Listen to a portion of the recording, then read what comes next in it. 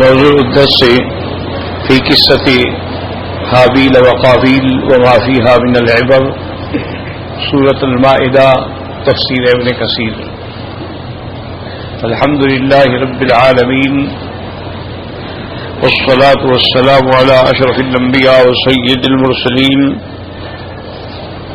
سيدنا محمد وعلى آله وأصحابه أجمعين. اللهم صل على سيدنا محمد وعلى آل سيدنا محمد كما صليت على إبراهيم وعلى آل إبراهيم في العالمين إنك حميد مجيد. أعوذ بالله من الشيطان الرجيم. بسم الله الرحمن الرحيم. واتل عليهم نبأ ابني آدم بالحق إذ قربا قربانا فتقبل من أحدهما ولم يتقبل من الآخر قال لأقتلنك قال إنما يتقبل الله من المتقين. لئن بسطت إلي يدك لتقتلني ما أنا بباسط يدي إليك لأقتلك إني أخاف الله رب العالمين. إني أريد أن تبوء بإثمي وإثمك فتكون من أصحاب النار وذلك جزاء الظالمين. فطوعت له نفسه قتل أخيه فقتله فأصبح من الخاسرين. فبعث الله غرابا يبحث في الأرض ليريه كيف يواري سوءة أخيه قال يا ويلتى أعجزت أن أكون مثل هذا الغراب فأواري سوءة أخي فأصبح من النادمين. اللہ تبارک و تعالی نے کلام مقدس میں سورۃ المائدہ کی ان آیات مبارکہ میں حضرت آدم علیہ الصلاۃ والسلام کے دو بیٹوں کے بارے میں واقعے کا ذکر ارشاد فرمایا ہے، اور یہ اپنے ذہن میں پہلے سے رکھ لیں کہ قرآن پاک جو ہے یہ کوئی قصے کہانی کی یا کوئی تاریخی کتاب نہیں ہے. اچھی طرح دماغوں میں رکھیں. اس لیے قرآن پاک میں جو واقعات کا ذکر ہوتا ہے وہ بطور قصہ نہیں ہے، وہ بطور عبرت ہے. اللہ نے فرمایا ہے کہ قرآن جو ہے موعظۃ و ذکریٰ للمتقین،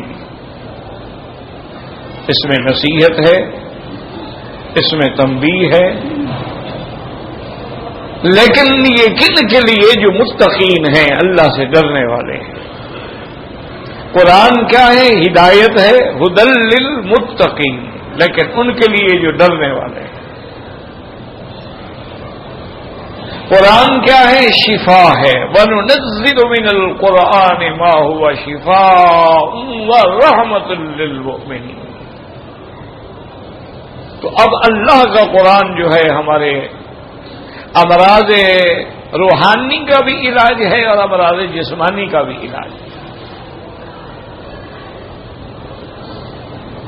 اللہ کا قرآن جو ہے ان ھذا القرآن یہدی للتی ہی اقوم. تو اس لیے ہمیشہ یاد رکھیں کہ قرآن کے جب واقعات آئیں یا قرآن میں جو اللہ قصہ بیان کرے اس کے بہت بڑے اہم مقاصد ہوتے ہیں۔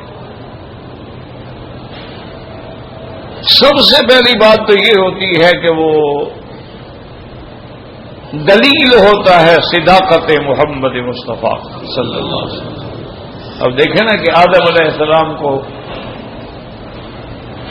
پیدا ہوئے ہزاروں سال گزر گئے، حضور صلی اللہ علیہ وسلم اور عیسیٰ علیہ السلام کے درمیان 600 سال کا فرق ہے۔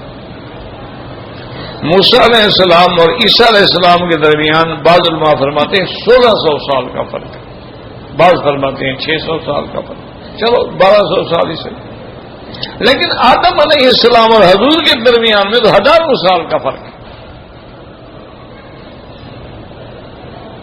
تو اللہ تبارک و تعالیٰ کے پیغمبر جو ہزاروں سال بعد پیدا ہوئے اور ایسی سرزمین میں پیدا ہوئے اور ایسی قوم میں پیدا ہوئے جو قوم بھی امی ہے، پڑھی ہوئی نہیں ہے، ان کے پاس کوئی کتاب نہیں ہے، ان کے پاس کوئی پیغمبر نہیں آیا۔ هو الذی بعث فی الامیین رسولا، اللہ نے امیین میں نبی بھیجا اور پھر ایک ایسے مقام پہ بھیجا ہے کہ جہاں وادٍ غیر عزیز زرع، جہاں نہ آبادی ہے، نہ پانی ہے، نہ نہر ہے، نہ کوئی باغ ہے، نہ کوئی کاشت ہے، کالے کالے پہاڑ ہیں، سنگلاخ پہاڑ ہیں، اور جہاں یعنی بظاہری دلچسپی کی کوئی وجہ ہی نہیں،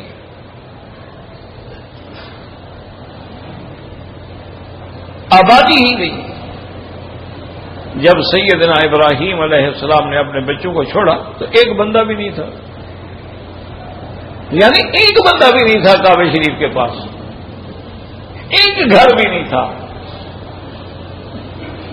اسی لیے حضرت ابراہیم نے عرض کیا تھا ربنا انی اسکنت من ذریتی، میرے رب میں اپنے بعض اولاد میں سے چھوڑ کے جا رہا ہوں بے وادٍ، ایک ایسی جگہ جہاں غیر عزیز کوئی آبادی ہی نہیں۔ تو ایسے سنگ لاخ ماحول میں جہاں آبادی ہی نہ ہو، جہاں کوئی قوم ہی نہ ہو، متمدن قوم بھی نہ ہو، کوئی اہل علم بھی نہ ہو، وہاں اللہ نے اپنے پیغمبر کو بھیجا ہو، اور اللہ کا پیغمبر واقعات بتلائے آدم علیہ السلام کے بارے میں، ان کے بیٹوں کے بارے میں، موسیٰ علیہ السلام کے بارے میں، عیسیٰ علیہ السلام کے بارے میں، تو صاف بات ہے، یہ دلیل ہے کہ اللہ کے پیغمبر جو ہیں وہ اللہ کے وحی کے بغیر ہمیں یہ نہیں بتلا رہا، وہ سچا نبی۔ اسی لیے جتنے قصے ہیں نا، تو اس میں سب سے بڑی بات صداقت محمد مصطفیٰ۔ بھئی حضور پاک جو بتلا رہے ہیں کہ آدم کے دو بیٹوں کے درمیان میں یہ جھگڑا ہوا، بھئی حضور کو کیسے پتہ چلا؟ کوئی کتاب تھی لکھی ہوئی وہاں آپ نے پڑھ لی؟ کوئی تاریخ تھی؟ اسی لیے ایک بہت بڑے انٹرنیشنل لیول کے ڈاکٹر ہیں، گائنی کہتے ہیں عورتوں کی بیماریوں کے ڈاکٹر، اور وہ انٹرنیشنل فیم کا آدمی، اس نے ایک دن اتفاق سے قرآن پاک کے انگریزی ترجمے کو پڑھا تو اس میں تخلیق انسانیت کے بارے میں اللہ نے ذکر فرمایا تھا، وَلَقَدْ خَلَقْنَا الْإِنسَانَ مِنْ سُلَالَةٍ مِنْ طِينٍ، اور جگہ من صلصال من ماء مہین فجعلناه في قرار مكين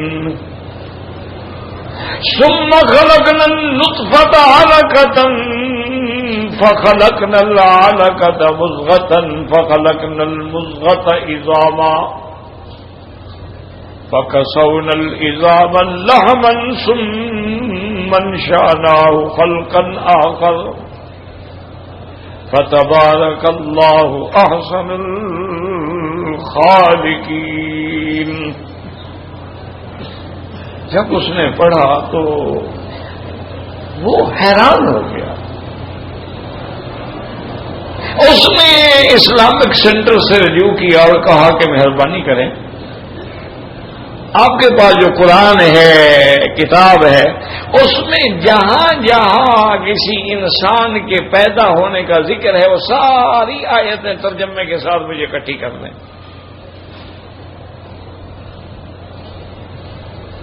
ہم تو قرآن اس لیے پڑھتے ہیں نا کہ چلو طویل شریف لکھ کے مولوی کا گزارا ہو جاتا ہے، کوئی مر جائے تو ماشاءاللہ ہیلا اسقاط بھی کر لیتے ہیں، مولوی صاحب کو 2-4 کپڑے مل جاتے ہیں، کچھ مہینے کا خرچہ مل جاتا ہے. اور کوئی بڑا آدمی مل گیا تو قبر پہ بیٹھ کے قرآن کے ختم پڑھے جا رہے ہیں، ٹکریں ماری جا رہی ہیں. جناب اس نے ساری زندگی نماز نہیں پڑھی، اب یہ قرآن پڑھ کے بخشوا رہے ہیں.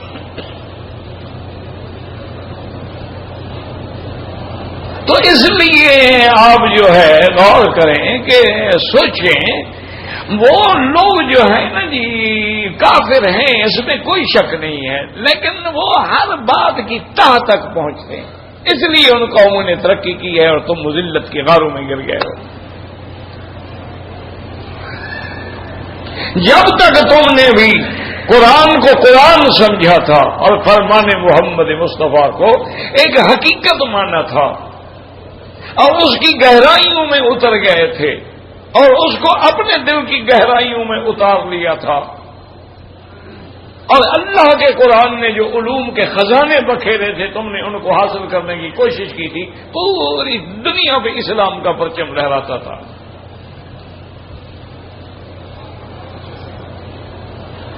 تاریخ اٹھا کے دیکھ لیں، یعنی صحابہ کے زمانے میں، اور صحابہ کی مدت کتنا ہے؟ تقریباً 150 سال. 150 سال کے بعد کوئی صحابی نہیں.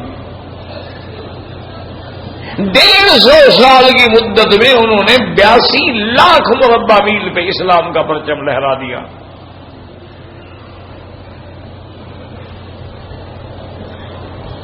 حساب کے اندر صفر کس نے ایجاد کی؟ مسلمانوں نے.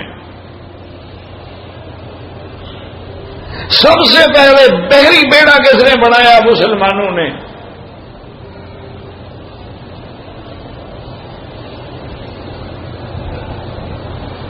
سب سے پہلے جو تحقیقات ہوئی ہیں جس سے عالم کو ترقی ملتی ہے وہ مسلمانوں نے کی.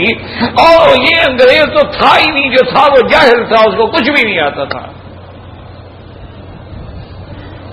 یہ تو جب ان کو بغداد سے کتابیں ملی، اسپانیہ سے کتابیں ملی، غرداتا سے کتابیں ملی، اور انہوں نے ان کتابوں کو لیا. آج تک جو پوری دنیا میں میڈیکل کی تعلیم ہے، ایلوپیتھی کی تعلیم ہے، وہی ابن سینا کا قانون ہے. ان کے پلے میں کیا ہے؟ وہی آج بھی ابن سینا نے جو کتاب لکھی تھی القانون فی الطب، وہی ہے. طب اکبر میں جو کچھ ہے آج بھی وہی ہے.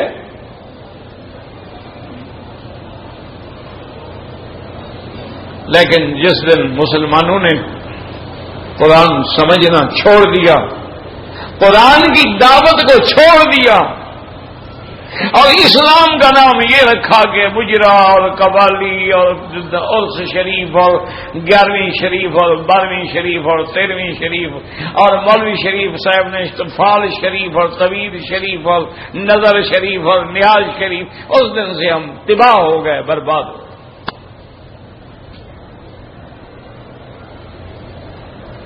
آج پورے عالم میں اگر کافروں کا کتا بھی مر جائے تو اس کا بدلہ لینے والا ہے. مسلمان کو ذبح کر دو، کوئی رونے والا بھی نہیں.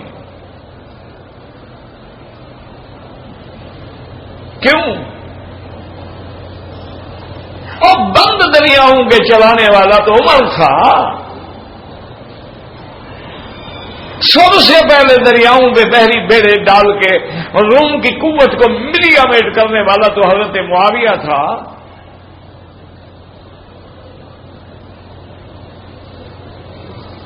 دریاؤں پہ گھوڑے ڈال دینے والا طارق ابن زیاد تھا.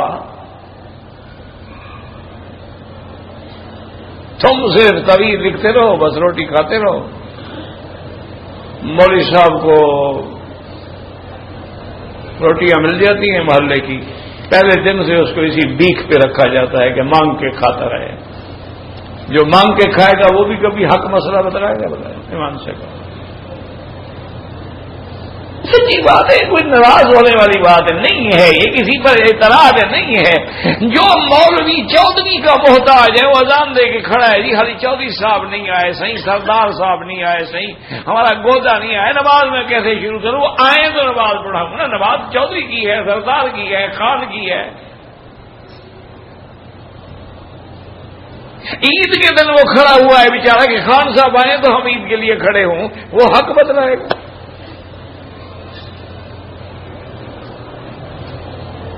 وہ کیا حق بتلائے گا؟ یہ تو حضرت حسن بصری حق بتلائے گا، سعید ابن جبیر حق بتلائے گا. حجاج ابن یوسف جیسے ظالم کے سامنے بیٹھے ہیں اور اس نے پوچھا ما رأیو کا فیہ، کہ سعید میرے بارے میں تمہاری کیا رائے ہے؟ آپ نے سنا قاسط عادل. لوگ بیٹھے تھے وہ جو اس کے وزراء نے کہا یار اچھی بات ہو گئی، یہ بیچارہ حجاج کے ظلم سے بچ گیا. تعریف کی اس نے حجاج کی کہ تم عادل ہو، قاسط ہو. آپ نے حجاج نے کہا اچھا جاؤ. جب چلے گئے انہوں نے کہا کہ اپنے وزیروں سے پوچھا کہ تم نے سمجھا بھی ایسے کیا کہا ہے؟ معلوم ہوتا ہے وزیر ہمیشہ سے ایسے ہی ہوتے ہیں، جو عقل سے پیدل ہو نا ان کو کرسی ملتی ہے. عقل والے بیچارے تو ٹکرے مارتے رہتے ہیں مسجد میں بیٹھ کے.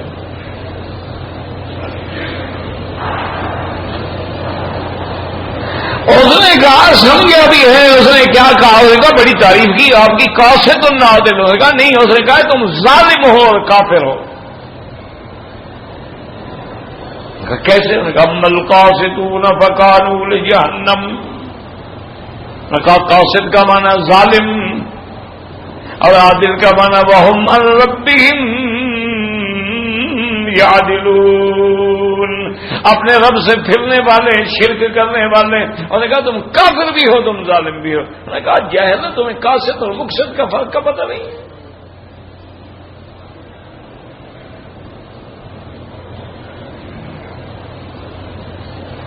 جب ہمارے یاد رکھیں جب ہم نے قرآن کو ایک اللہ کی کتاب سمجھا تھا کہ قرآن اس عالم میں حکمرانی کرنے کے لیے آیا ہے، قرآن اس عالم میں بادشاہی کرنے کے لیے آیا ہے، قرآن اس عالم میں جہاں بانی کرنے کے لیے آیا ہے، قرآن اس عالم میں بگڑی قوم کو بنانے کے لیے آیا ہے، قرآن اس قوم میں جاہل کو عالم بنانے کے لیے آیا ہے، قرآن اس قوم میں ایک انقلاب پیدا کرنے کے لیے آیا ہے کہ صحابہ قرآن پڑھتے گئے اور ان کے اندر زندگی کی تبدیلی آتی گئی. جو اپنی بچیوں کو زندہ دفن کر دیتے تھے وہ دوسرے کی بچی پہ پھر کبھی ظلم برداشت نہیں کرتے. اس لیے قرآن نے واقعات بیان کیے ہیں. کبھی ابراہیم علیہ السلام کا قصہ ہے، کبھی موسیٰ علیہ السلام کا قصہ ہے، کبھی عیسیٰ علیہ السلام کا قصہ ہے، کبھی اولاد آدم کا قصہ ہے، کبھی تخلیق آدم کا قصہ ہے، کبھی سجود ملائکہ کا قصہ ہے، کبھی سکون آدم کا جنت میں قصہ. کیا ہے؟ تاکہ لوگ سمجھ لیں کہ النبی الامی صلی اللہ علیہ وسلم. تو میں بتا تھا اس ڈاکٹر نے جب یہ ساری آیتیں پڑھی تو اس نے کہا کہ بھائی وہ جو اللہ کے نبی گزرے ہیں محمد مصطفیٰ وہ ڈاکٹر تھے. انہوں نے خدا کے بندے ڈاکٹر تھے. انہوں نے کہا اچھا تو جب مکے میں جہاں قرآن اترا ہے وہاں کوئی بہت بڑے اعلی لیول کا کوئی میڈیکل کالج تھا؟ انہوں نے کہا جناب وہاں تو پرائمری کا مدرسہ بھی نہیں تھا. انہوں نے کہا نہیں اتنا عرصے میں پتہ نہیں زندگی کھپا دی ہے پڑھنے میں، تب جا کے میں جناب ڈاکٹر بنا، پھر اسپیشلسٹ بنا، پھر کنسلٹنٹ بنا، اس کے بعد میں نے کئی تخصصات کیے، پھر میں نے پی ایچ ڈی کی، اس مقام پہ پہنچا. مجھ سے آج تک علاقہ کا معنی سمجھ نہیں آتا تھا جو مجھے قرآن نے سمجھایا ہے.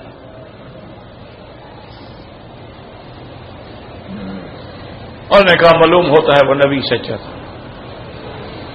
اسے کلمہ پڑھ لے مسلمان ہو گیا. انہوں نے کہا بس سمجھ آ گئی یہ بات کہ اس کا تعلق اللہ کے ساتھ تھا، اللہ نے اس کو پڑھایا ہے. یہ باتیں کوئی عام بندہ نہیں پڑھا سکتا. اگر بندے کی سمجھ سے پڑھانے سے آتی تو میں بھی پڑھ لیتا.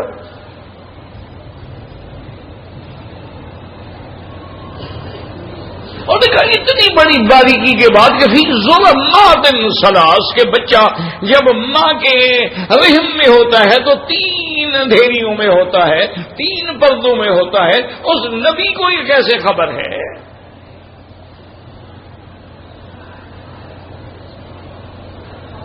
یہ تو اس نے بتلایا نا، هو اعلم بكم اذ انتم اجنة في بطون امهاتكم.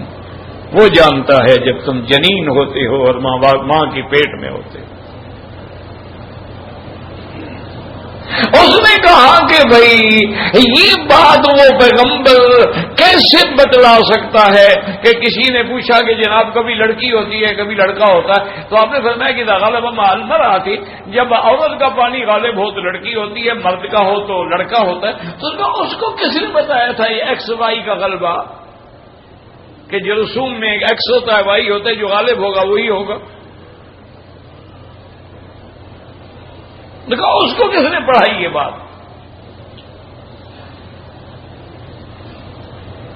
اور نے کہا کہ اللہ کے پیغمبر آپ کو بتایا کہ انا ہدیناہ السبیل.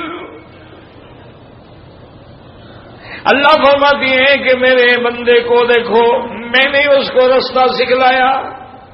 کیا مانا؟ ایک تو یہ ہے نا کہ اسلام کا رستہ، کفر کا رستہ، ہدایت کا رستہ، گمراہی کا رستہ.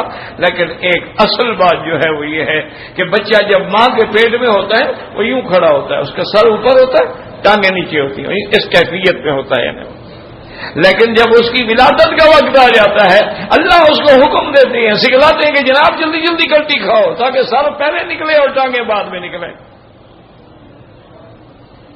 اگر وہ اسی طرح نکلتا وہ تو مر جاتا، اس کی ٹانگیں پہلے نکل آتی، 2 سیکنڈ دیر ہو جاتی، مر جاتا. وہ نے کہا نہیں گردن تو نکلے نا باہر بیچارے کی. تو یہ اس کو اندر پلٹی کھانا کس نے سکھلایا ہے؟ کس پیر نے پڑھایا ہے اور کس مولوی نے سبق دیا ہے؟ وہ تو ماں کے پیٹ میں ہے. اس کو اس طرح آنے میں کس نے سکھلایا ہے؟ اچھا جی اب وہ دنیا میں آ گیا ہے تو دیکھتا نہیں ہے کہ آپ بچہ چیخ مارتا ہے آپ خوش ہوتے ہیں. اصل وجہ پتہ ہے کیا چیخ مارنے کی؟ کہ بچے کے پھیپھڑے بند ہوتے ہیں، اس لیے وہ اندر سے باہر جب آتا ہے کرتا ہے تو اس کے پھیپھڑے کھل جاتے ہیں، اب کام کرتے ہیں. وہ چیخ نہ مارے تو ڈاکٹر حیران ہو جاتے ہیں، بیچارے گھبرا جاتے ہیں کہ بھئی یہ بڑا ہو کے کہیں دماغ کا بیماری نہ ہو جائے، کیونکہ اگر 5 سیکنڈ وہ چیخ نہ مارے تو پاگل ہو جاتا.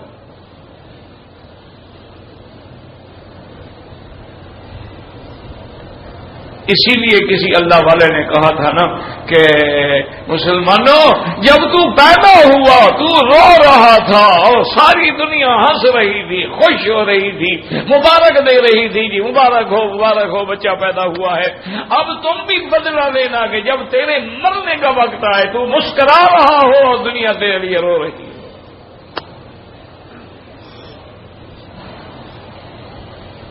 تبسم بر لبے ہوش، جب مرنے کا وقت آئے پھر تیرے ہونٹوں پہ مسکراہٹ ہو، تیرے سامنے جنت کے نظارے، اللہ کے فرشتے کھڑے ہوں اور وہ کہہ رہے ہوں کہ آ جاؤ بھائی آ جاؤ، گھبراؤ نہ. وَأَبْشِرُوا بِالْجَنَّةِ الَّتِي كُنتُمْ تُوعَدُونَ نَحْنُ أَوْلِيَاؤُكُمْ فِي الْحَيَاةِ الدُّنْيَا وَفِي الْآخِرَةِ. اس کو فرشتے کہتے ہیں کہ ہم تیرے مددگار تھے، تیرے معاون تھے، تیرے ساتھی تھے دنیا میں بھی آخرت میں بھی. ہم تیری دنیا میں بھی حفاظت کرتے رہے اور آخرت میں بھی تیرے ساتھ ہوں گے. وَلَكُمْ فِيهَا مَا تَشْتَهِي أَنفُسُكُمْ، اور جنت میں جو تم تمنا کرو گے وہ اللہ تمہیں عطا فرمائیں گے. دعا کرو اللہ کے کعبے میں ہو، اللہ کے گھر کے مہمان ہو، اللہ ہر کلمے پڑھنے والے کو جنت الفردوس نصیب فرمائے. دل سے دعا کر لو اور دل سے دعا کرو کہ اللہم اجعل آخر کلامنا لا الہ الا اللہ محمد الرسول اللہ، کہ اللہ جب ہمارا آخری وقت آئے تو آخری کلمہ جو زبان سے نکلے ہو تیرا کلمہ شہادت ہو لا الہ الا اللہ محمد الرسول اللہ. حاجیوں اسی سے ملے گا جو ملے گا. طواف میں ہو، عمرے میں ہو، گھر جا رہے ہو، افضل الذکر لا الہ الا اللہ محمد الرسول اللہ.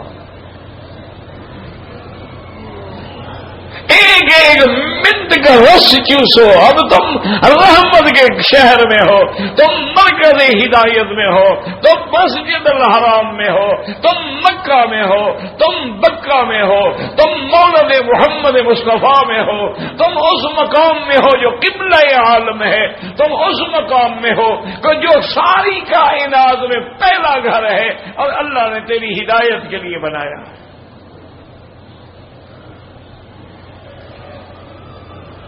لیکن تم جیسے آئے تھے اگر اسی طرح لوٹ جاؤ تو پھر سمجھو کہ ہماری حاضری قبول نہیں ہوئی.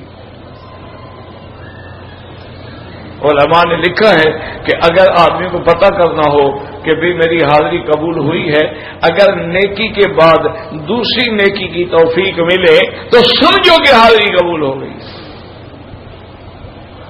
اور اگر نیکی کے بعد گناہ ہونے شروع ہو جائیں یا وہی پہلے والا حال رہے تو سمجھے کہ میں ٹھکرا دیا گیا ہوں.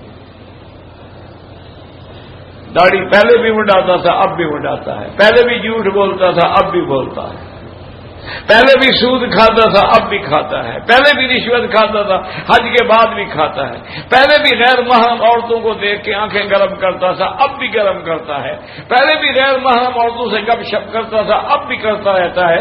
تو سمجھو میلے پہ آئے ہوئے ہیں، حج واجی کوئی نہیں. دل میں سوچ لو کہ ایک میلہ ہے بس آ گئے ٹھیک ہے. ہاں باقی اس کی مرضی ہے، وہ چاہے تو قاتلوں کو معاف کر دے، وہ چاہے تو ظالموں کو معاف کر دے.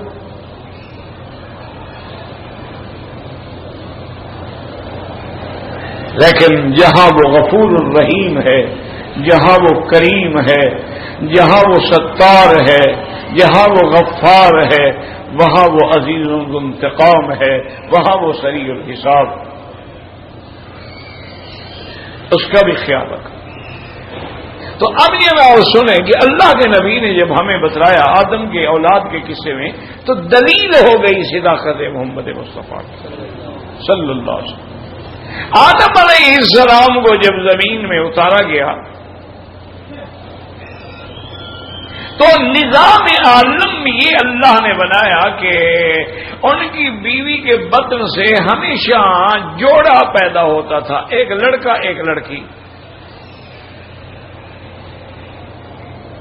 اللہ نے چونکہ اپنی مخلوق بڑھانی تھی، سارے اولاد آدم ہیں اور زمین کو آباد کرنا تھا، تو پھر اللہ پاک نے اتنی طاقت دے دی کہ ہر حمل میں لڑکا لڑکی دونوں پیدا ہوتے تھے. اچھا بھی اب مسئلہ یہ تھا کہ بھئی آگے توالد و تناسل کیسے ہو،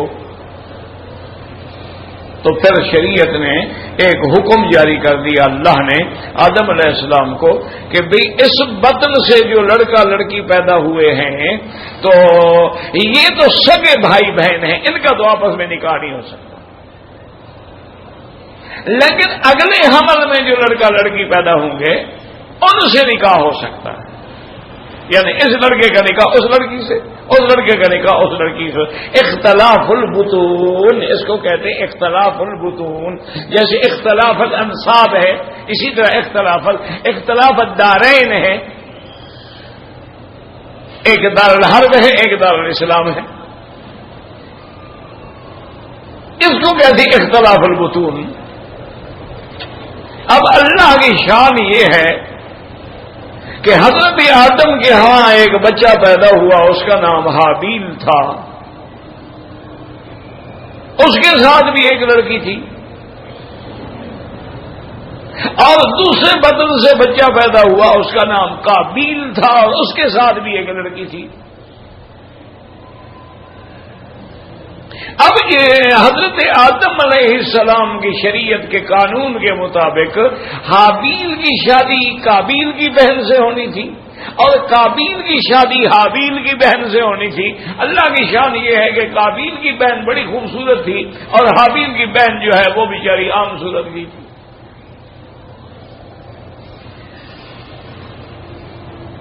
اب قابیل نے کہا جی میں تو شادی نہیں کرتا، میں تو اپنی بہن سے کروں گا، وہ خوبصورت تھی نا. اسی لیے علماء نے لکھا ہے کہ اس سرزمین پر انسانیت میں سب سے پہلا فتنہ جو ہے وہ عورت ہے،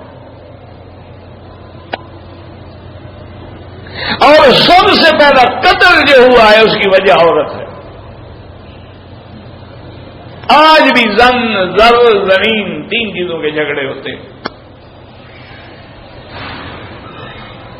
اچھا انگریز بھی ایسا بدبخت تالا آدمی کالے، اس نے ان تینوں کا قانون ہی ایسا بنایا ہے کہ زن زر زمین جس کے قبضے میں اسی کی.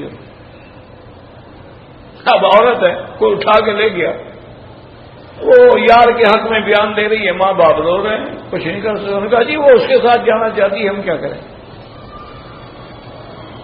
زمین ہے، انتقال تیرے نام ہے، رجسٹری تیرے نام ہے، قبضہ میرا ہے، پھرتے رہو دعوے کرتے رہو، میں تو اسی زمین کے پیسے لگاتا رہوں گا نا. دولت ہے، دنیا ہے، تیرا 1,00,000 روپے کو اٹھا لے گا، اس پر میرا نام لکھا ہوا ہے. وہ کہہ گئے جی آپ کے کہاں ہیں، میرے ہیں. تو اس بدبخت نے زن زر زمین تینوں کے لیے زور والے کا حق مانا ہے اور کمزور کا نہیں مانا. کیا مطلب تھا کہ ساری زندگی یہ مسلمان لڑتے رہے. اسی لیے آپ نے نہیں دیکھا کہ بھائی ہوتے ہیں، زمین پہ جھگڑا ہو گیا، دونوں کی جائیدادیں بک گئی، دونوں کنگلے ہو گئے، برباد ہو گئے، مقدمے میں وکیل کھا گئے، لٹ گئے، مارے گئے، ملا کچھ بھی نہیں. جب مرے تو کفن لے کے وہ کفن قسمت ہو تو ملتا ہے، ورنہ پتہ نہیں وہ بھی نہ ملے. تو سب سے پہلا فتنہ جو ہے وہ عورت ہے. اسی لیے میرے مدنی پاک نے رحمت دو جہاں نے سرکار دو عالم نے صلی اللہ علیہ وسلم جب نام آئے نا حضور کا فوراً یا تو درود شریف پورا پڑھا کرو، پورا نہ پڑھ سکو تو صلی اللہ علیہ وسلم. یہ عادت بنا لو، تمہاری عادت فطرت ثانیہ بن جائے کہ سرکار کا نام آئے وہ زبان پہ فوراً آ جائے صلی اللہ علیہ وسلم. اور تمہیں ایک خوشخبری بتا دوں کہ جتنا درود زیادہ پڑھو گے قیامت میں اتنا حضور کے قریب ہوگے. انگوٹھے چومنے والے قریب نہیں ہوں گے، درود پڑھنے والے قریب. اس لیے ہر جگہ حضور کا درود ہے کہ مسجد میں جاؤ بسم اللہ والصلاة والسلام على رسول الله اللهم اغفر لي ذنوبي وافتح لي أبواب رحمتك. مسجد سے نکلو بسم اللہ والصلاة والسلام على رسول الله اللهم إني أسألك من فضلك. کوئی دنیا کا وظیفہ پڑھو پہلے درود شریف. اللہ نماز ہی قبول نہیں کرتا جب تک درود شریف نہ پڑھو. جنازہ پڑھو درود شریف، نماز پڑھو درود شریف، تہجد پڑھو درود شریف. جو بھی دعا مانگو اول آخر لازم درود شریف. اس کی وجہ کیا ہے؟ علماء نے لکھا ہے کہ جب ہم درود پڑھتے ہیں، درود تو اللہ نے قبول کرنا ہے، اسے تو جانا ہی جانا ہے نا عرش پہ، تو اول بھی درود ہوگا آخر بھی درود ہوگا، تو درمیان میں ہماری درخواست بھی چلی جائے گی.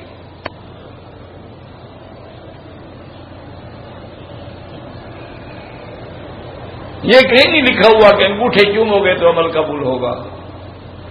یہ تو سب گھڑی ہوئی باتیں ہیں.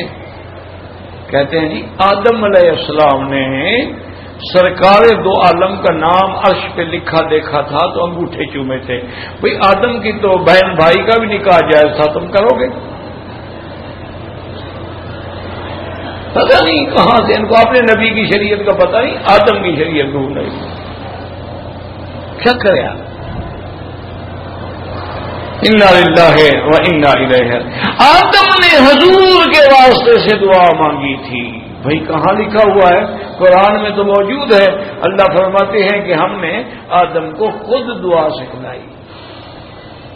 جب راضی ہوتا ہے نا جی، جب جج راضی ہو جائے نا تو کہتا ہے یار اس طرح درخواست لکھ کے لے آؤ۔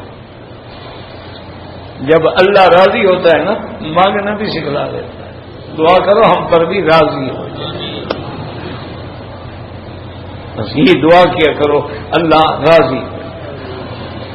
جب راضی ہو جاتے ہیں فَتَلَقَّىٰ آدَمُ مِن رَّبِّهِ كَلِمَاتٍ، اللہ نے وہ کلمات سکھلائے، وہ کیا ہے؟ ربنا ظلمنا انفسنا ان لم تغفر لنا وترحمنا لنكونن من الخاسرین۔ یہ قرآن ہے، اس کے مقابلے کو نہیں جی حضور کے واسطے سے دعا مانگی، بھائی وہ اللہ کے بندے، قرآن خود بتلا دیا، بات ختم ہو گئی، اب کسی مولوی کے بولنے کی کیا طاقت ہے؟ جب اللہ نے بتلا دیا کہ آدم نے یہ دعا مانگی، جب اللہ نے بتلا دیا کہ یونس نے مچھلی کی پیٹ میں کیا دعا مانگی، جب اللہ نے بتلا دیا کہ ایوب علیہ السلام جب بیمار ہوئے تو کیا دعا مانگی، جب خدا خود بتلا دے، میرا مدنی پڑھ کے سنا دے، تو پھر کسی مولوی کو ہیلے بہانے کرنے کی کیا طاقت؟ اللہ اکبر اللہ اکبر۔ اب جناب وہ دو بھائی تھے، اب قابیل نے کہا کہ میں تو حابیل کی بہن سے شادی نہیں کرتا، وہ خوبصورت نہیں ہے۔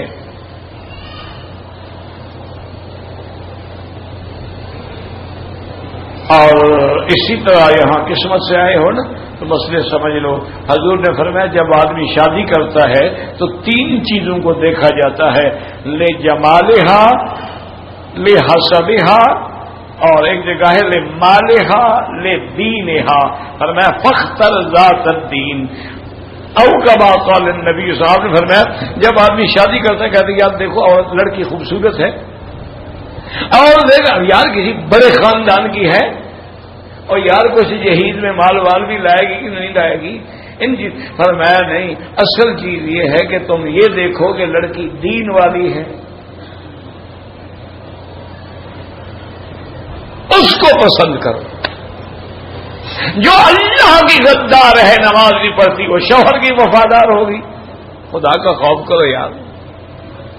جو اللہ کی غدار ہے وہ ساس سسر کی کیسے وفادار ہو سکتی ہے؟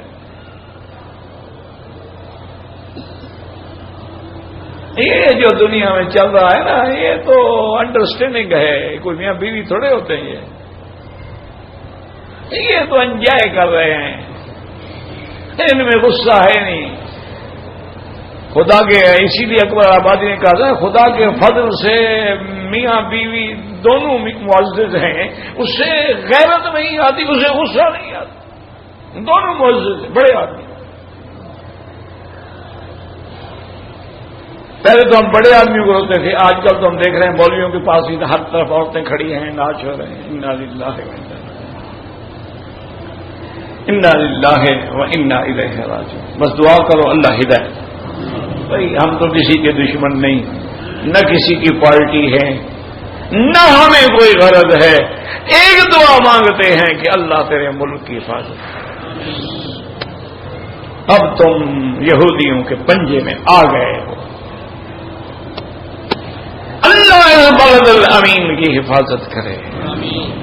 اس وقت پورے عالم کفر کی نظر جو ہے ان دو ملکوں پہ ہے، اسی کے لیے سب ہیلے بہانے تماشے رونقیں میلے ٹھیلے لگائے جا رہے ہیں، خرچہ پیسہ اربہ ڈالر سڑکوں پہ رولا جا رہا ہے، پاگل ہو گئے ہیں وہ۔ بس تمہارے ذمہ یہ ہے کہ دعا کرو، کہ اللہ پورے عالم اسلام کی حفاظت فرما اور خاص طور پہ اس بلد الامین پہ رحم فرما. اور اللہ مسلمان ہندوستان میں ہیں، برما میں ہیں، مسلمان کسی بھی ملک میں ہیں، ان کی جان مال آبر و عزت کی حفاظت کر. میرا مولا اب ہم بالکل برباد ہو چکے ہیں، معاف فرما. اللہم لا تہلکنا بذنوبنا، اللہم لا تعذبنا بذنوبنا، اللہم انا خلق من خلقک، تیرے بندے ہیں، تیری مخلوق ہے، تو کتوں پہ بھی رحم کرتا ہے، ہم پر رحم کرتا ہے. کیا اللہ تیرے نام لے ہر جگہ ذبح ہو رہے ہیں، سر کی لاشیں اٹھانے والا بھی سر پر جنازہ پڑھنے والا، پھول کی طرح بچے فلسطین میں کٹ رہے ہیں. جس اسلامی ملک میں نظر ڈالو خون کے دریا بہ رہے ہیں.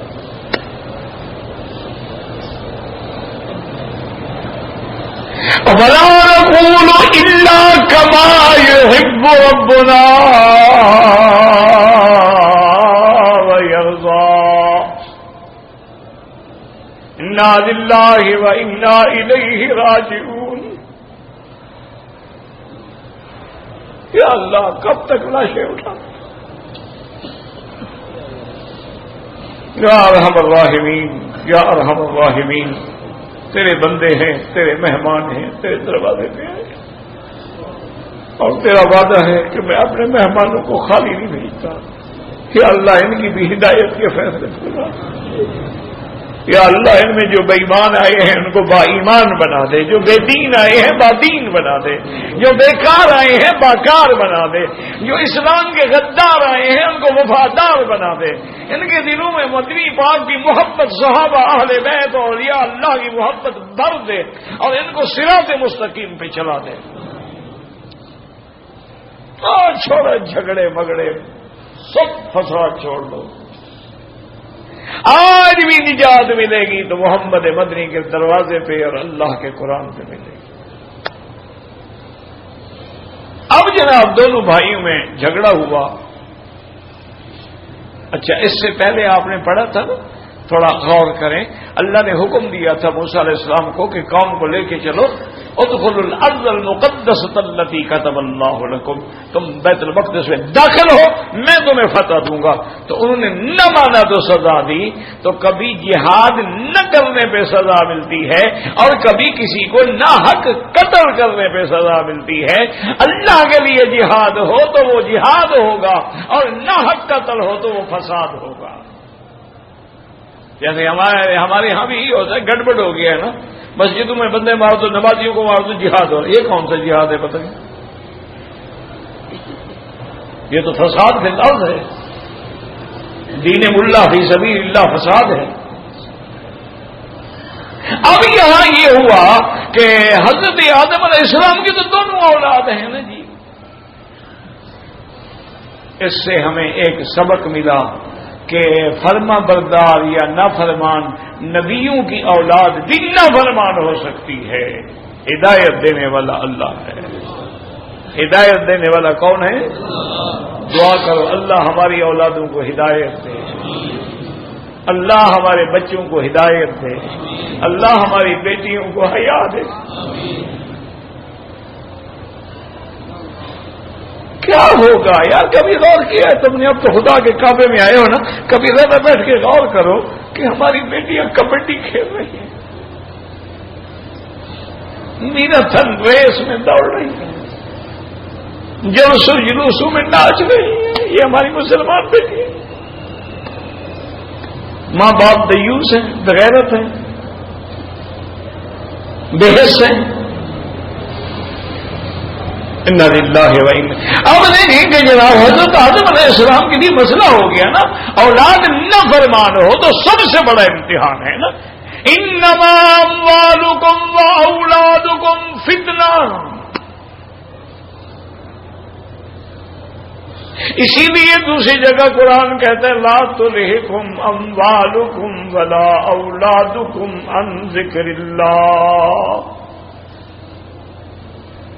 تو حضرت آدم نے فرمایا ایسا کرو کہ تم دونوں جو ہو نا اللہ کے راستے پہ نظر دو، اور جس کی نظر قبول ہو جائے گی نا اس لڑکی سے اس کا شادی ہو، کیونکہ آدم علیہ السلام سمجھتے تھے کہ قبول تو اللہ حق والے کی کرے گا نہ حق والے کی تو قبول نہیں ہوگی۔ تو اس تقربا قربان کہتے ہیں تقرب حاصل کرنا، اور شریعت کی اصطلاح میں کہتے ہیں اللہ کے دروازے پہ کوئی نظر نیاز دینا، اس کو کہتے ہیں قربان۔ اس لیے کہتے ہیں قربان گاہ کہ وہاں بھی اللہ کے نام پہ بکریاں ذبح ہوتی ہیں۔ تو اب دونوں اس میں راضی ہو گئے، انہوں نے کہا ٹھیک ہے۔ تو حضرت حابیل نے تو جناب بہترین دمبا جو ہے تلاش کیا، اور طریقہ یہ ہوتا تھا کہ ذبح کر کے کسی اونچی چوٹی پہ رکھ دو، اگر آگ آگے کھا جائے تو تیری خیرات قبول ہے، اور اگر آگ نہ آئے یا نہ کھائے تو تیری خیرات مردود ہے۔ تو مسلمانوں حضور پہ درود پڑھا کرو۔ اللہ نے حضور کی امت پہ کتنی رحمت کی کہ ہماری قبول ہو یا نہ قبول ہو، پردہ تو پڑا ہوا ہے، وہ تو کھل جاتی تھی نا بات، آگ آ گئی قبول ہے، نہیں آئی تو مردود ہے۔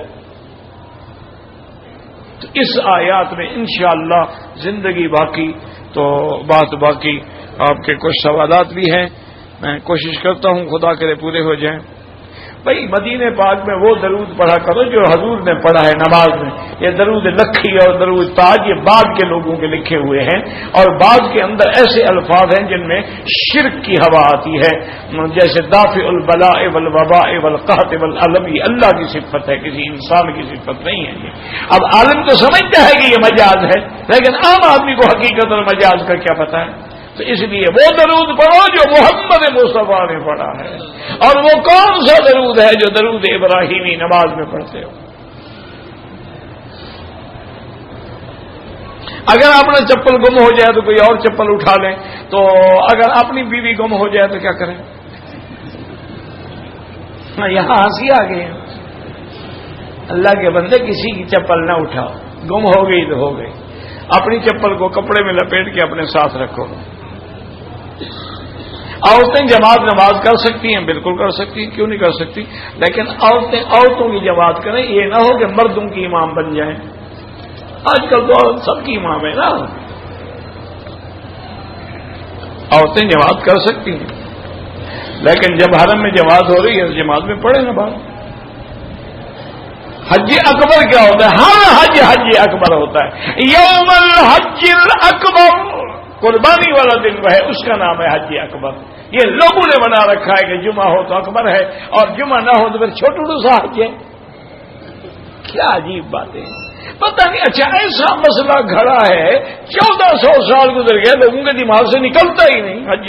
اللہ کے بندے اگر جمعہ ہو جائے انشاءاللہ 70 حج کا ثواب ملے گا، لیکن یہ نہیں کہ وہ حج اکبر ہے اور باقی حج اصغر ہے۔ حج کے دوران میں اگر ہم دھوپ کی اینک لگائیں بالکل جائز ہے، کوئی منع نہیں۔ کموڈ جب ہم استعمال کرتے ہیں تو نچلے حصہ دھونا چاہیے۔ بھائی کموڈ صاف ستھرا ہے، کیوں دھونا چاہیے؟ کوئی ضرورت نہیں۔ اگر گندا ہے تو بیٹھنا بھی نہیں چاہیے، پہلے اس کو دھو کے پھر بیٹھو۔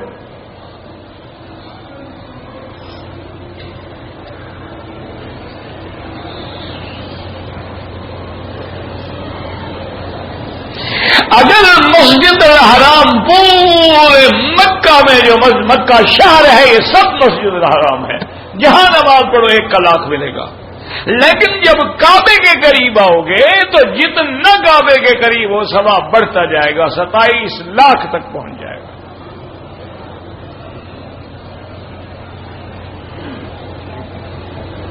قربانی حاجیوں کا اہل مکہ استلام کے بعد اس کا بھیجنا جائز ہے نہیں ہے؟ مجھے نہیں سمجھ آیا، قربانی حاجیوں کا اہل مکہ استلام کے بعد کیا مانا؟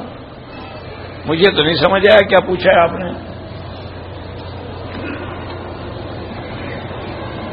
ہم قرضہ اٹھا کے کام پہ آئے ہیں، نوکری کرنے آئے ہیں، اب ہم پر حج، اب جب مکے میں ہو تو حج فرض ہو گیا خود بخود، اب تو 20 ریال میں تیرا حج ہو جائے گا نا۔ حج ہوتا ہے استطاعت والے پر، جب مکے میں ہو استطاعت موجود ہے پیدل جاؤ تو 20 ریال بھی خرچ نہیں ہوں گے، روٹی مفت ملے گی، چھتری ہاتھ میں پکڑو السلام علیکم، اور گاڑی والوں سے کار والوں سب سے بہتر رہو گے۔ وہ 8 گھنٹے میں پہنچو گے، تم 1 گھنٹے میں پہنچو گے۔ وہ دائر دھکے کھائیں گے تو مسجد کے اندر دن گزارو گے۔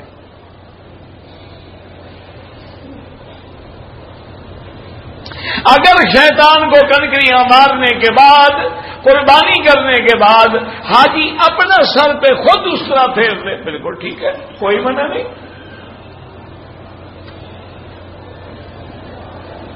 10 محرم میں کوئی فرق ہے؟ کوئی فرق نہیں ہے۔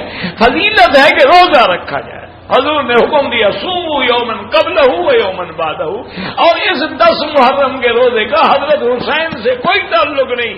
حضور نے جب یہ مدینے میں روزہ رکھا ہے، بی بی فاطمہ کا تو نکاح بھی نہیں ہوا تھا، حضرت حسین پیدا بھی نہیں ہوئے تھے۔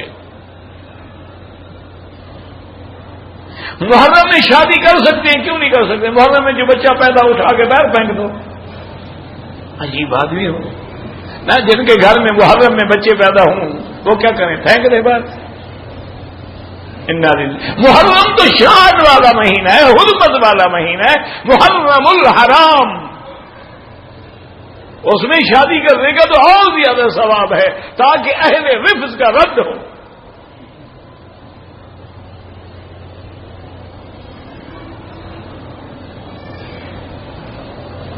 بہرحال چوتھا دیکھو ایک بات کو سمجھ، یہ بال ہے تو اس کا چوتھا حصہ کٹ جائے، اگر کوئی تھوڑا بہت کم ہوا ہے تو کوئی بات نہیں، یہ ٹک نہ لگوایا کریں کہ 2 بال ادھر سے اور 2 ادھر سے اور 2 ادھر سے، اس طرح دم پڑ جاتی ہے۔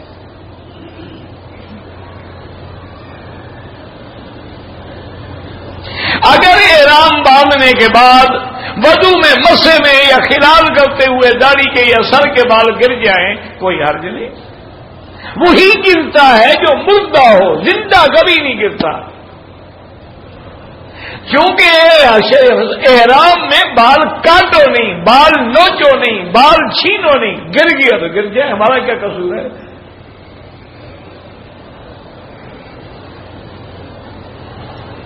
حرم باغ میں ہر وقت نوافل پڑھیں، جب سورج نکل رہا ہو نہ پڑھیں، سورج سر پہ ہو نہ پڑھیں۔ اسی طرح حنفی مسلک میں صبح کے بعد اشراق تک نہ پڑھیں، عصر کے بعد مغرب تک نہ پڑھیں۔ باقی ائمہ کے نزدیک جائز ہے، لیکن وہ بھی کہتے ہیں وہ جائز ہے جو ضرورت والی ہے، منع طواف کیا، اب 2 رکعت پڑھنی ہو کہتے پڑھ لو۔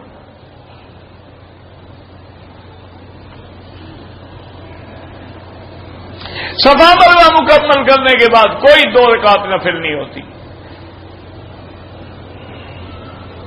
استلام کرنے کا طریقہ یہ ہے، اللہ موقع دے تو بوسہ دے، ورنہ یہ ہے کہ حجر اسود کے بالکل سامنے آ کے بسم اللہ اللہ اکبر وللہ الحمد، ہاتھ لگ جائے تو بوسہ دے، نہ لگے تو بوسے کی ضرورت بھی نہیں ہے۔ اچھا، ایک ہاتھ سے کرو تب بھی جائز ہے۔ جماعت کھڑی ہو گئی ہے، اگلی صف میں جگہ ہے، تم جا سکتے ہو، لیکن اگر فاصلہ تھوڑا ہے اور سینہ بھی نہ پھرے، رخ بھی نہ پھرے، تم جا سکتے ہو 2 قدم 4 قدم آگے۔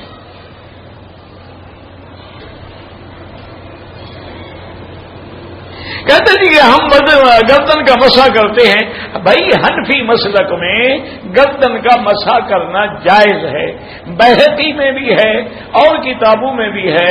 محمد ابن طلحہ سے روایت ہے کہ جو آدمی گردن کا مسح کرتا ہے اللہ اس کو جہنم کے زنجیروں سے محفوظ رکھیں گے، اغلال سے محفوظ رکھیں گے۔ بعض علماء نے کہا ہے کہ یہ حدیث موقوف ہے، یعنی مرفوع نہیں ہے حضور تک، لیکن حافظ ابن حجر عسقلانی فرماتے ہیں انہ فی حکم المرفوع، مرفوع کے حکم میں ہے۔ نہ کریں، تمہاری مرضی، نہ کرو۔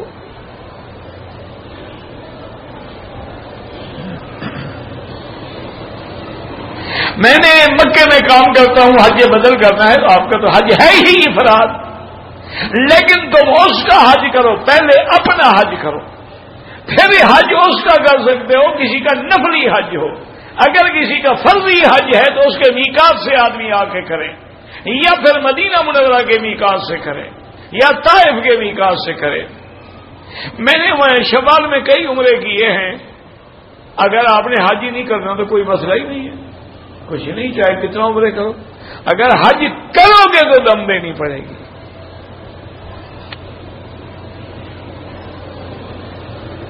ایک دفعہ میں نے حج کیا ہے، اگر موقع ملے دوبارہ بھی کروں، بالکل کروں۔ اونگ اگر بیٹھے بیٹھے آئے جیسے میں بیٹھا ہوں تو وضو نہیں ٹوٹتا، ٹیک لگا کے اونگ آ جائے تو وضو ٹوٹ جاتا ہے، کیونکہ اعضاء ڈھیلے ہو جاتے ہیں، پتہ نہیں لگتا کہ ہو سکتا ہے ہوا خارج ہو۔ حج افراد کرنے والے پر حج کی بکری واجب نہیں ہوتی، خوشی سے کرے، اس کی مرضی ہے۔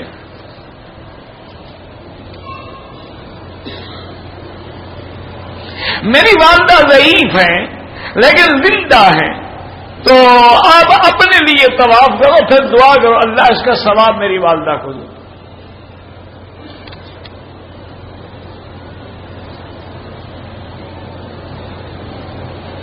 میرا مکہ میں کام کرتا ہوں، بینک کا قرضہ دینا، بال حج کر سکتے ہو۔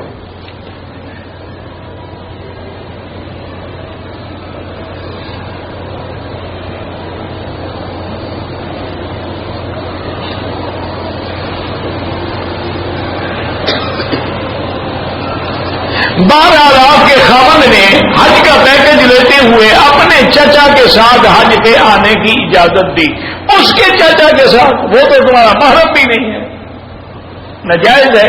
بہرحال اب تم آ گئی ہو، اللہ قبول کرے۔ اب خاوند صاحب ناراض ہیں تو جب واپس جاؤ گی صبح ہو جائے گی، خیر میں آگے کیا ہے نہیں، اپنے چچا، اس عورت کا چچا، پھر ٹھیک ہے، پھر تو کوئی حرج نہیں، وہ تیرا محرم ہے۔ عورت اپنے بال خود کاٹ سکتی ہے، کاٹ سکتی ہے۔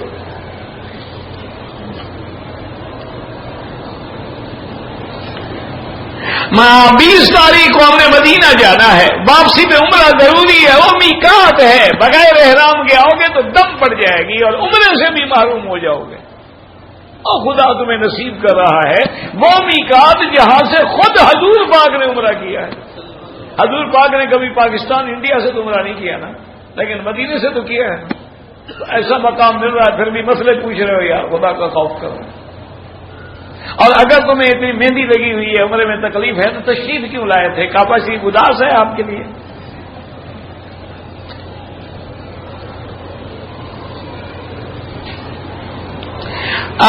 ایک آدمی نے مغرب اور عشاء مزدلفہ کے بجائے موقف مزدلفہ میں پڑھ لی تو ٹھیک ہو گیا، کیا ہے؟ میں مکے والا تمتع نہیں کر سکتا، مکے والا تمتع کی شکل ہے اپنے ملک چلے جاؤ، وہاں سے عمرے کا احرام باندھ کے آ جاؤ، عمرہ کر کے چھوڑ دو، پھر تم حج کرنا، یا مدینے چلے جاؤ، مدینے سے عمرے کا احرام باندھو تمتع کی نیت سے، پھر کر سکتے ہیں۔ ورنہ مکے والوں کے لیے حج افراد ہے۔ ذالک لمن لم یکن اہلہ حاضر المسجد الحرام، یہ تو قرآن کا مسئلہ ہے۔ ایک آدمی نے حج افراد کرنا ہے، اس کا چچا فوت ہو گیا ہے، اب عمرہ نہیں کر سکتا، حج کے بعد ان کے لیے عمرہ کرے۔ ابھی طواف کرو، طواف کا زیادہ ثواب ہے۔ میں نے اپنا حج کیا ہوا ہے، اب شوہر کی اجازت سے، اس کے پیسوں سے اپنی والدہ کے لیے حج بدل کر رہی ہوں، بالکل ٹھیک ہے، آپ نے اپنا کیا ہوا ہے، اپنی والدہ اور آپ کی والدہ معذور ہیں، ان کے لیے حج کر رہی ہیں، بالکل صحیح ہے، اور آپ کو بھی پورا حج ملے گا۔ حج بدل میں تو فائدہ ہے، دونوں کا حج ہو گیا۔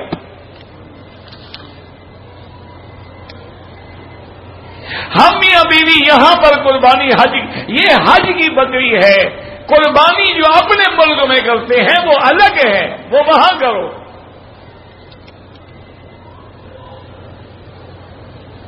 میں نے آتے ہوئے عمرہ کیا، حضور پاک اللہ قبول فرمائے۔ طواف قدوم کے بعد ہم نے صفا مروا دوڑ لے، واپس آ کے طواف کریں گے، صفا نہیں دوڑیں گے۔ حضرت شاہ صاحب اللہ رحمۃ دونوں فوت ہو گئے، سن تو مجھے یاد نہیں ہے۔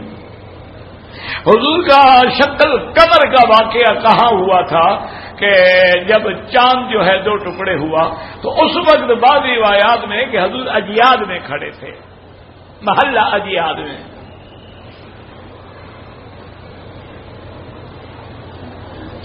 کعبہ شریف کا ایک رکن حجر اسود ہے، ایک یمانی ہے، ایک عراقی ہے، ایک شامی ہے، ٹھیک ہے، جس طرف ہے اسی طرف نام ہو گیا۔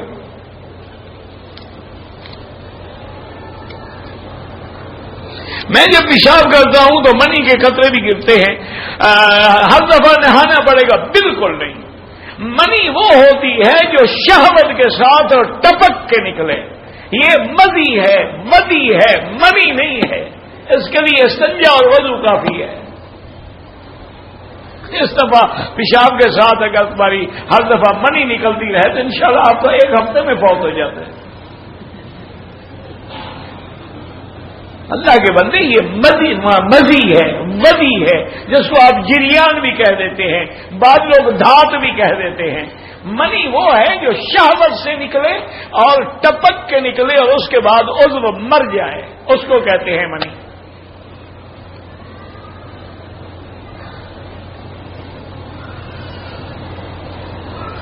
ایک آدمی کہتا ہے کہ جب آپ نے عید کے بعد عمرہ کر لیا، حج فرض نہیں ہوتا۔ حج زندگی میں ایک دفعہ فرض ہے۔ جب چھوٹوں اور بڑوں کا جنازہ اکٹھا ہو تو کوئی حرج نہیں نا، وہ دعا سب کے لیے ہے نا، اللہم اغفر لحینا ومیتنا وشاہدنا وغائبنا وصغیرنا وکبیرنا وذکرنا وانثانا، سب کے لیے۔ ان کو بیچاروں کو فکر ہے نا کہ اللہم اجعلہ لنا والے وہ نہیں پڑھی نا، نہیں پڑھی تو کوئی بات نہیں، یہ تو پڑھی ہے نا۔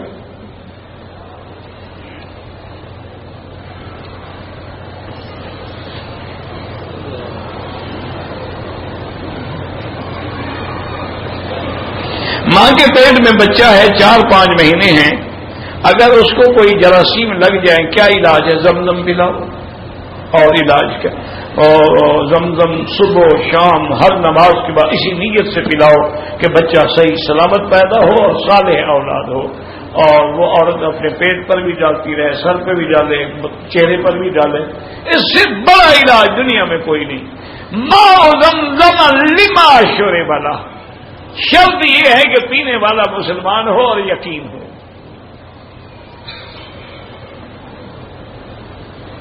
بینک کے ساتھ لین دین جائز ہے لیکن سود نہ لیں، کرنٹ اکاؤنٹ سے لین دین کریں۔ حرام مال سے صدقہ نہیں ہوتا۔